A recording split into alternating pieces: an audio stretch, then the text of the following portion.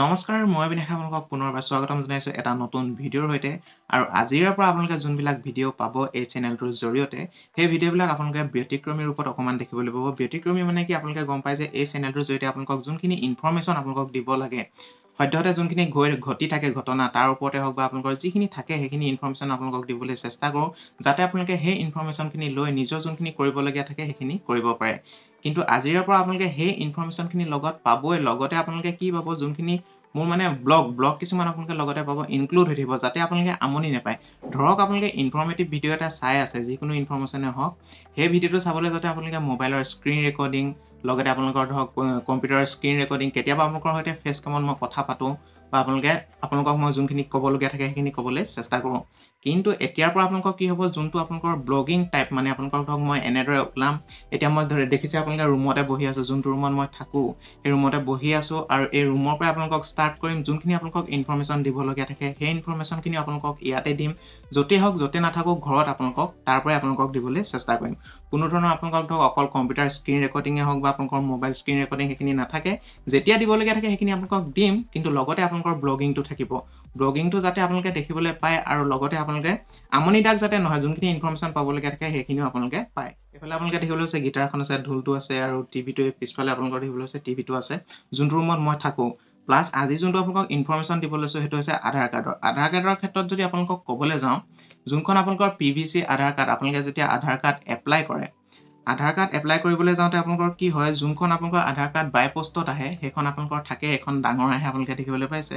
কিন্তু আপোনালোকে যেতিয়া অনলাইন ডাউনলোড কৰাৰ পিছত আপোনালোকে কি কৰে যোনখিনি অনলাইন কেফে থাকে অনলাইন কেফেত গৈ পেলাই আপোনালোকে প্ৰিন্ট আউট উলিয়াই লয় বা আপোনালোকে ফটো পেপাৰত উলিয়াই লৈ পেলাই আপোনালোকে লেমিনেশ্যন কৰাই লয় এনেদৰে আপোনালোকে কি কৰে লেমিনেশ্যন কৰাই লয় এখন দেখিবলৈ পাইছে লেমিনেশ্যন কৰা কাৰ্ড হয় বা আপোনালোকে অনলাইন কেফেত গৈ পেলাই আজিকালি চবতে পায় এইবিলাক PVC কাৰ্ডত আপোনালোকে বনাই লৈ এখন দেখিবলৈ পাইছে PVC কাৰ্ড আপোনালোকে এনেদৰে বনাই ল'ব পাৰে কিন্তু এইবিলাকত কি হয় আপোনালোকৰ এতিয়া কি কৰিছে আপোনালোকৰ UID এৰ ফালৰ পৰা আপোনালোকৰ নটিচ দি আছে বা তেওঁলোকৰ ফালৰ পৰা কৈ আছে যোনখন আপোনালোকৰ বৰ্তমান অনলাইন আপোনালোকে এপ্লাই কৰিব পাৰে মাত্ৰ আপোনালোকৰ 50 টকা যাব সেই 50 টকা খৰচ কৰি পেলাই যোনখন এতিয়া আপোনালোকক দেখাবলৈ পাইছো মই এইখন দেখিবলৈ পাইছে ইয়াত অৰিজিনাল হয় এখন আপোনালোকৰ যেতিয়া আপোনালোকে UID এত আপোনালোকে এপ্লাই কৰিব 50 টকা খৰচ কৰি পেলাই এইখন আপোনালোকৰ বাই পোষ্টত আহি যায়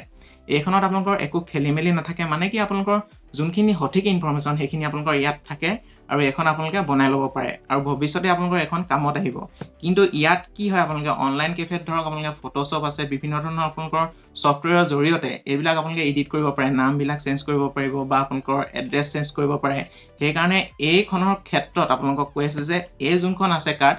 এই যোনখন আপোনালোকে অৰ্ডাৰ কৰিব UID এৰ ফালৰ পৰা বা আপোনালোকে ৱেবছাইটত গৈ যেতিয়া 50 টকা দি পেলাই এপ্লাই কৰিব এই কাৰ্ডখন আপোনালোকৰ ভৱিষ্যতে কামত আহিব কিন্তু কেতিয়াবা আপোনালোকৰ হয়তো এই কাৰ্ডখন আপোনালোকৰ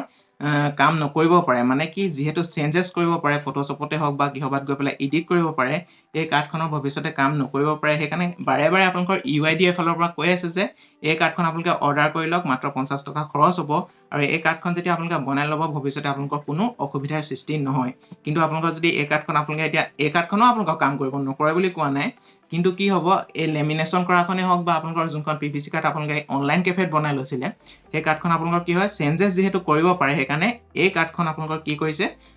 ভৱিষ্যতে হয়তো এখন কাম নকৰিব পাৰে সেইকাৰণে নটিচ দি আছে আৰু এই কাৰ্ডখন আপোনালোকক বনাবলৈ কৈ আছে আৰু এই যোনখন PVC কাৰ্ড আপোনালোকে কেনেদৰে অৰ্ডাৰ কৰিব